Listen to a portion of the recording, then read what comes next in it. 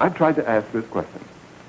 Whenever anybody behaves, regardless of the nature, regardless of the situation, what are the phases through which his actions go? What are the smallest units into which I can break up his big action without losing a sense of continuity? Now, let's take something very simple. Perhaps a fire were to break out in this studio or down the street. Let me call that a happening or an event or a stimulus. Or say a small kitten were to suddenly come into this room and get on top of my rostrum. That would be a happening. Then, if you or I were in the presence of the happening, it would make some impact on us. I would see it or hear it. It would affect my nervous system. And if I were in full possession of all of my faculties, it would make some, as we say, neurological impact. I would know about it. But that isn't all I would do. Something else would happen. I would proceed to evaluate. That is, I would size up this situation. I'd think about it. I'd interpret it. I'd wonder about it somehow. In other words, I would evaluate it, and evaluation being a complicated thing, a lot of things would go on. I would see it, hear it, smell it, and interpret it. I would make some assumptions. I would assume something about this, and I might feel somehow. Thus, if the kitten came in, I would see it, and I might assume that this is a very pleasant interruption, a very pleasant way of adding a little drama to what might not be so dramatic, and I might feel pleasant. Or I might assume that somebody didn't do his job well, in which case I would feel angry. In other words, I would see, assume, and feel, and evaluate the situation. Then, I might talk and or act.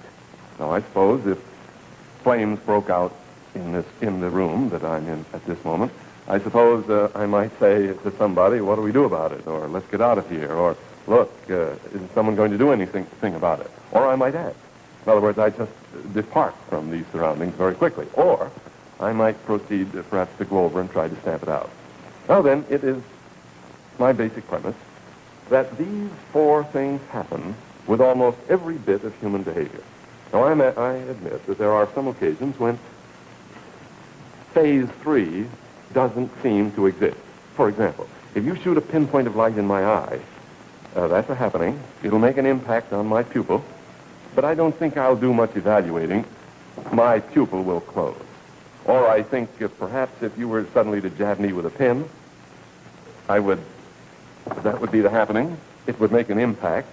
I would probably feel it, but I don't think I'd do any thinking about it except to jump or yell or run away or ask you to stop.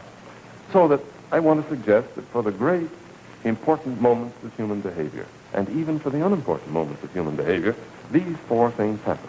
That's my first premise, and the first thing I'd like to ask you to think about. And something on which we can get a great deal of agreement right around the university curriculum. But I'll come back to that in a minute. I now want to make my second point, which is this.